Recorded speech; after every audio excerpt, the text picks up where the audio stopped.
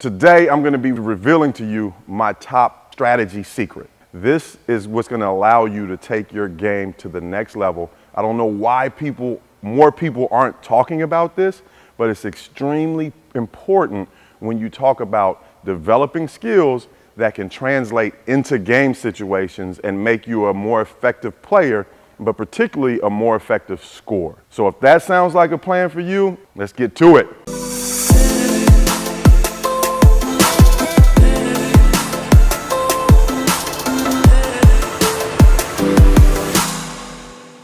Okay, so first let me start by saying this. 90% of the drills and the things that I see people doing on social media and on YouTube are ball in hand, top of the key, in front of the defense, trying to score. Now, I told you today I was going to reveal my secrets to make you an effective scorer instantly, all right? Well, here it is. If you play in the game, if you're a high school basketball player, 32-minute game, 10 people on the court, everybody shares the ball equally. If that was the case, you would have the ball 3 minutes and 20 seconds, 10% of the time. So that would mean 90% of the game would be played without the ball. Now, if you think about it, if you're in an NBA game, 5 minutes and 20 seconds, here's the deal. What are you gonna do with that time? If you know that you have a limited time with the ball and you wanna score as much as you can, do you wanna spend the time out in front of the defense, dribbling, trying to attack the whole team, or would you rather get lost behind the team? Do you want the ball here? Where's the number one place on the court that you want to catch the ball? Let me show you. So I'm going to try as hard as I can, as much as I can, to get the ball right there. I catch it, offensive rebound, I get a backdoor cut. Think about that clock. That's 1 second off the clock. I still have a lot more time to get a lot more buckets. I'm oversimplifying this, but this is what you want to do when you think about your strategy for training. You want to think about, what do you do when you don't have the ball? How do I get the ball? So you're working on cuts. Where do I get the ball? When I get it, am I in a position to score immediately? Now, obviously, when you get a reputation to score, a team's not going to continue to just let you catch down here. But most players don't even try it. They're giving up 4 to 8 points a game by not getting down here and starting in the paint. Now, when I start in the paint, I work my way out, right? I have an idea of what my range is.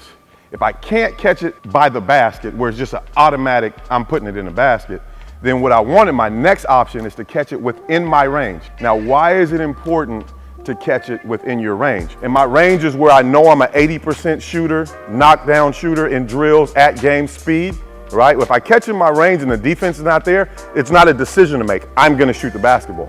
Now that I have caught it there and I'm in that place, in that mentality, I catch it. Now the defense knows they better stop me from shooting the basketball. One dribble to the basket, to the right. The next principle that we talk about is being able to catch it where you can go up, left, or right, and playing on the catch instead of on the dribble. What does that mean?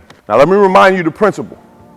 It's the 10% principle. You're gonna have the ball in an idealistic situation 10% of the time. That's not realistic because you have players whose usage percentage is way up. So if you play with a guy like James Harden, if you play with whoever it is, right? That's what makes Klay Thompson so great, is that he's an ultimate complement to essentially any player who can create off the dribble, because when he catches it, he's ready to go. It's a shot fake, 1 or 2 dribbles. He doesn't mess with the ball at all.